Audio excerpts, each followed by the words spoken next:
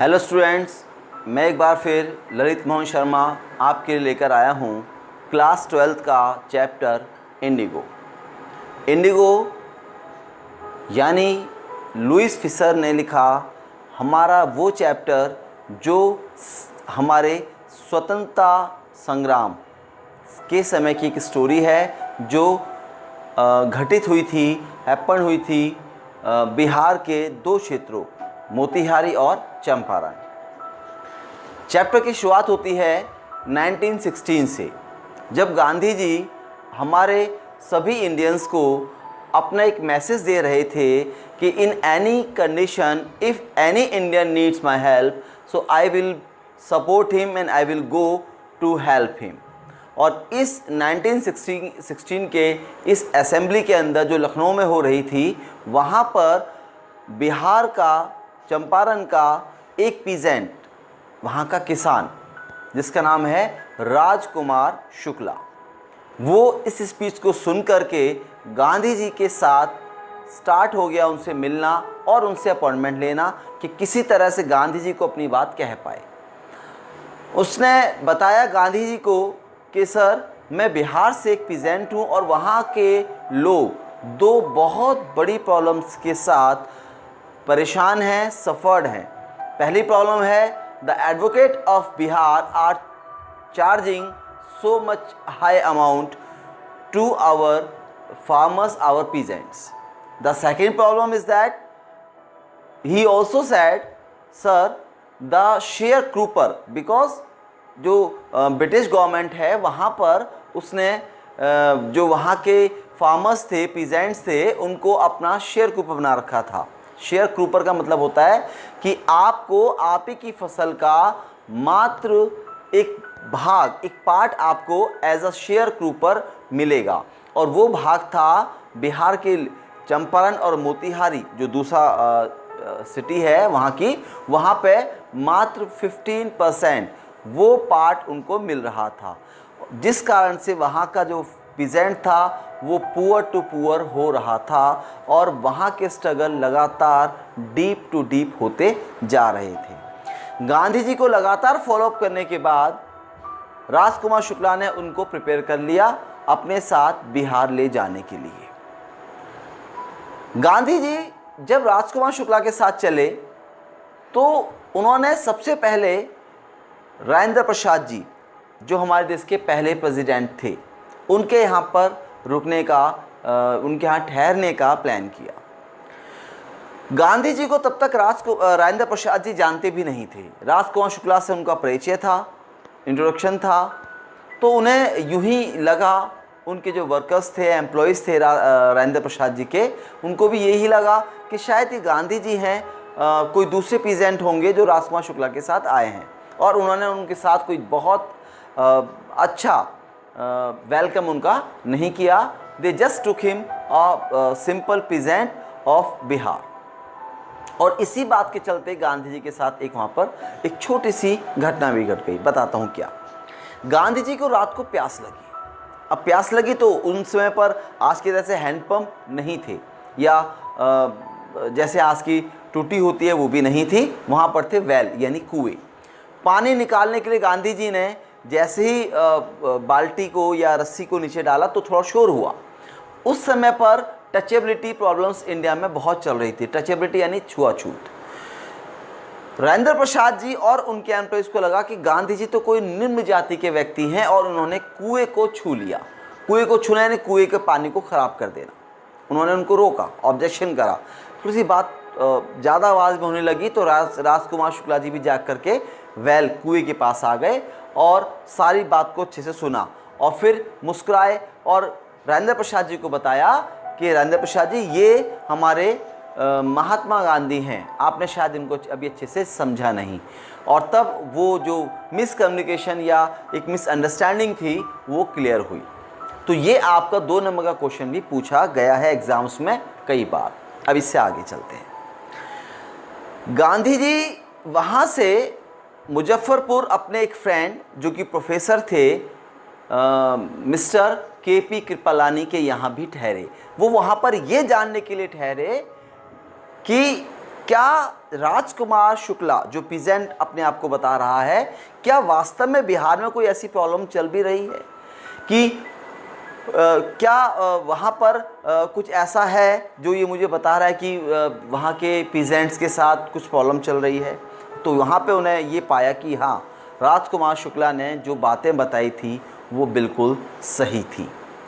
यहाँ से गांधी जी को अब पूरी तरह से ट्रस्ट हो गया कि हाँ, वहाँ की जो घटनाएं हैं, वहाँ की जो प्रॉब्लम्स हैं वो बिल्कुल सही हैं।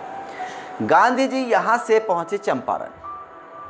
चंपारण में जाकर उन्होंने सभी एडवोकेट से मिले और उन्होंने बताया कि आप जो बिहेवियर कर रहे हो with those peasants, with those villagers, ये गलत है, आपको ऐसा नहीं करना चाहिए। गांधी जी जानते थे कि ये कहीं ना कहीं इन्फ्लुएंस है ब्रिटिश गवर्नमेंट से कि अगर अच्छी फीस लेंगे तो किसान इनके पास आएंगे नहीं तो प्रॉब्लम्स होगी नहीं, केसेस होंगे नहीं, कंप्लेंट्स होंगी नहीं और अंग्रेज अपनी मनमानी करते रहेंगे। गांधी जी इस बात को अच्छे से समझ चुके थे और इसी बात को लेकर गांधी जी ने सबसे पहले उन सभी एडवोकेट्स को समझाया, उनको डांटा भी कि आप इंडियन हो और इंडियन को सपोर्ट करना to you can say very important and very compulsory.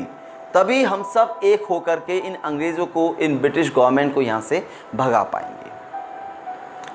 उनको बात समझ में आ गई और ये भी समझ में आ गया कि हाँ, गांधी जी द्वारा जो उनको मैसेज दिया जा रहा है वो सही है। उन्हें गांधी जी को सपोर्ट करना चाहिए, विलेजर्स को सपोर्ट करना चाहिए और कम से कम ये इतनी मोटी फीस तो उनसे लेनी नहीं चाहिए विलेजर्स से।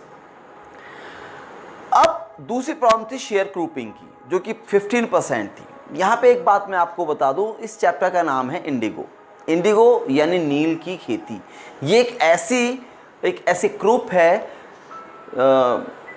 जो क्रॉप है जो बताती है कि कमर्शियल, आप इसको हार्वेस्टिंग कह सकते हो, क्योंकि ये सेल होती थी और अंग्रेज़ों को पैसा मिलता था और इसीलिए वो बार बार प्रेशराइज करते थे वहाँ के विलेजर्स को कि आपको इंडिगो ही ग्रो करनी है अपने फील्ड्स के अंदर। गांधी जी ने वहाँ के गांव-गांव जाकर मोतिहारी और चंपारण लोगों को एकजुट किया, यूनाइटेड किया और कहा कि आपको अब डरने की ज़रूरत नहीं है, अब मैं आपके साथ हूँ, अब मैं आपको अपने साथ अंग्रेज़ों से आपका राइट मिलवा कर ही रहूँगा।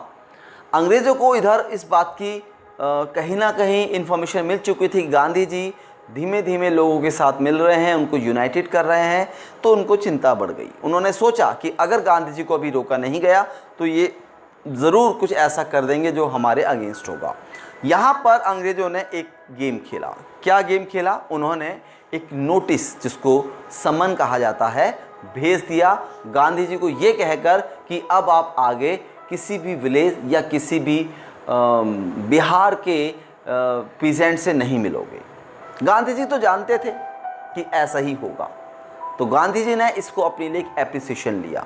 उन्होंने कहा, it is a turning point in my life. पहली बार अंग्रेज़ों को मुझसे डर लग रहा है, इसीलिए तो मुझे वो आगे जाने नहीं देना चाहते, वो किसी पीजेंट से मिलने नहीं देना चाहते कि मैं उनकी प्रॉब्लम्स को सॉल्व ना करूं, उनको सुनूं नहीं, मैं उनको यूनाइटेड ना करूं। गांधी जी ने अपनी इस ऑटोबायोग्राफी में लिखा भी है कि this visit give me a turning point in my career, क्योंकि मुझे पहली बार अंग्रेज़ों के अंदर अपना डर, अपने भारतीयों का डर दिखाई दिया था। ये आपसे लॉन्ग क्वेश्चन में पूछा भी गया है कि गांधी जी ने ये क्यों कहा था कि मेरी विजिट बिहार के लिए एक टर्निंग पॉइंट है, तो आप इसमें पूरी बातें बता सकते हैं। पर गांधी जी रुके नहीं।